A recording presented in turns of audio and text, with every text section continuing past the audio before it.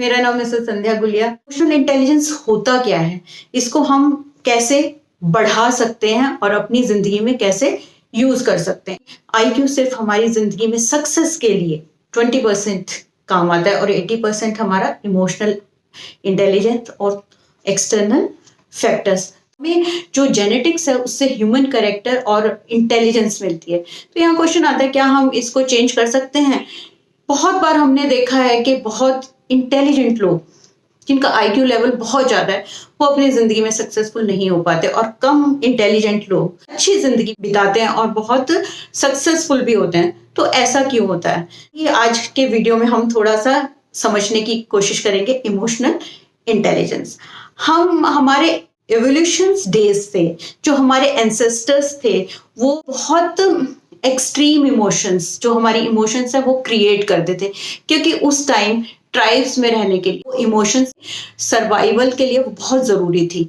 लेकिन आजकल के वर्ल्ड में वो हमारे को उनकी जरूरत नहीं है। लेकिन जब भी कोई ऐसी सिचुएशन आती है तो बहुत बार हमारा जो इमोशनल ब्रेन है, जो हमारा फीडेड है, वो हमारे जो रैशनल ब्रेन है उसको ओवरटेक कर लेता है और हम रैशनल डिसीजंस नहीं ले पाते। जहां पे हमें डिसीजंस लेने चाहिए, जहां पे हमें बहुत ज्यादा इमोशनली स्ट्रांग होने की जरूरत है, वहां हम उस टाइम नहीं हो पाते और गलत डिसीजंस लेते हैं और लाइफ में इतने सक्सेसफुल नहीं हो पाते। इस तरह से हम कहेंगे कि इमोशनल इंटेलिजेंस का फायदा क्या है। इमोशनल इंटेलिजेंस से हमारे करियर के लिए, हमारे कम्युनिकेशन स्किल के लिए, हमारे रिलेशनशिप्स के लिए, हमारी सक्सेस के लिए, लोगों के साथ हम कैसे डील करते हैं, उसके इमोशनली इंटेलिजेंट होना बहुत जरूरी है।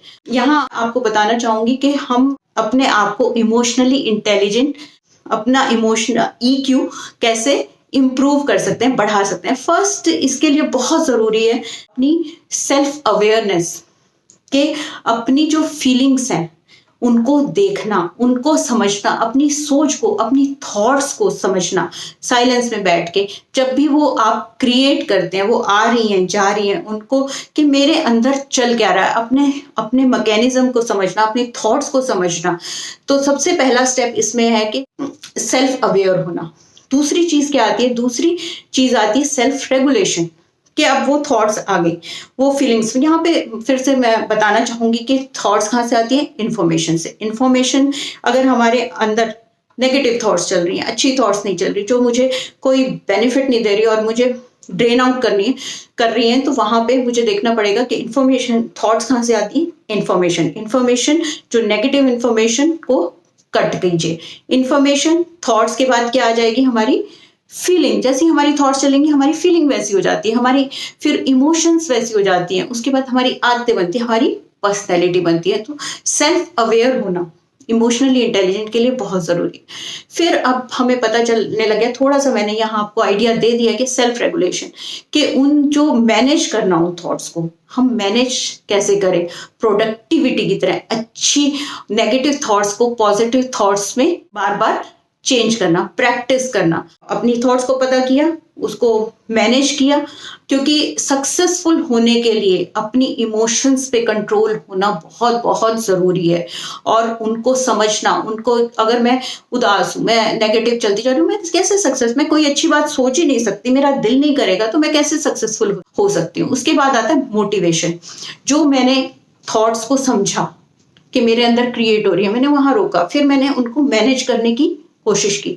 उसके बाद क्या आ गया? उन जो मेरे अंदर थॉट्स चल रही हैं उनको मोटिवेट किया अपनी प्रोग्रेस के लिए, अपने आगे बढ़ने के लिए, राइट। ये इन चीजों की प्रैक्टिस है।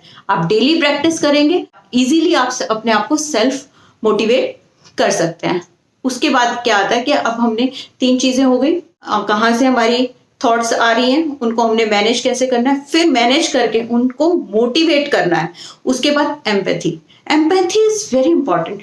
एम्पैथी क्या होता है? दूसरे की भी इमोशंस को समझना, दूसरे, अपने आप को दूसरे के शू में रख के देखना कि उसके दिमाग में क्या चल रहा है। हम बहुत जल्दी जजमेंट पास करते हैं, ये वैसा है, वैसा है, इसने ऐसा क्यों किया, क्या इसको ऐसा नहीं करना चाहिए था। लेकिन वहां बैठ के मतलब हमें होल्ड रुक के सोचना चाहिए कि वो उसने ऐसा क्यों किया, उसके अंदर क्या थॉट पैटर्न चल रहा था।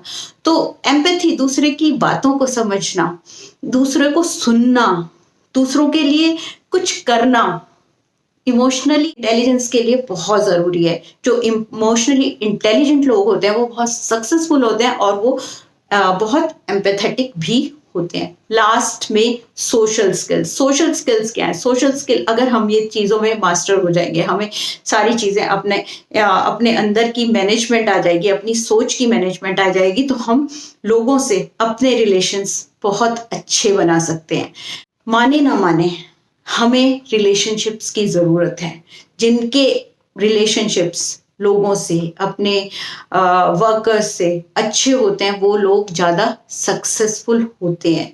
तो अगर हम इमोशनली इंटेलिजेंट होंगे तो हम अपने जो रिलेशनशिप आसपास के लोगों से बहुत अच्छे रिलेशन बना सकते हैं और सक्सेसफुल हो सकते हैं, खुश रह सकते हैं।